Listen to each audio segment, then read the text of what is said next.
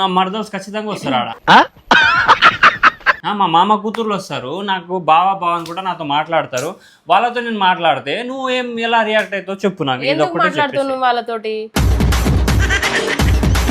ఎందుకు మాట్లాడతావు? మాట్లాడనా? మరదలు అన్నాక నేను మాట్లాడనా చెప్పు. ఏంది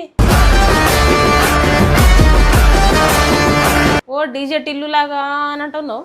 ఇట్లా ఏం చేస్తలేను నేను. ఇప్పుడు మరదలు అన్నాక వస్తారు, మాట్లాడతారు, అన్ని అవుతాయి. నువ్వు వచ్చిన తర్వాత నువ్వు వాళ్ళతో ఎందుకు మాట్లాడినావు, వీళ్ళతో ఎందుకు ముచ్చట్లు పెట్టినావు, వాళ్ళ ఇంట్లో చొర్రి వీళ్ళ ఇంట్లో చొర్రి అని మాత్రం నాకు చెప్పొద్దు. ఫంక్షన్ కి పోయినావు, సీదా ఫంక్షన్ కి పోయి తినేసి ఇంటికి రావాలి మళ్ళా.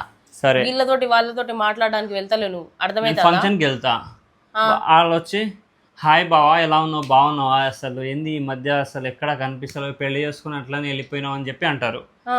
మోస్ట్ ఎంటర్టైన్మెంట్ ఫీల్ అవుతున్నాడు. అలా ఏం లేదు మరదలు, ఏందో కొంచెం ఇక పనులు, ఇక ఫ్యామిలీ అన్నాక ఎక్కడ మనకి ఫ్రీడమ్ లేదు అని చెప్పి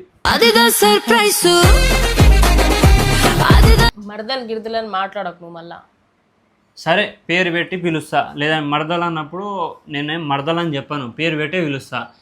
ఏదో ఒక మాట మాట్లాడతారు, నువ్వు కూటవా? ఇంటికి వచ్చిన తర్వాత పెద్ద రాధా నీతో పెద్ద పంచాయతీ మాట్లాడతారు. మరి ఎందుకు మాట్లాడతారు నీతో? ఎవరు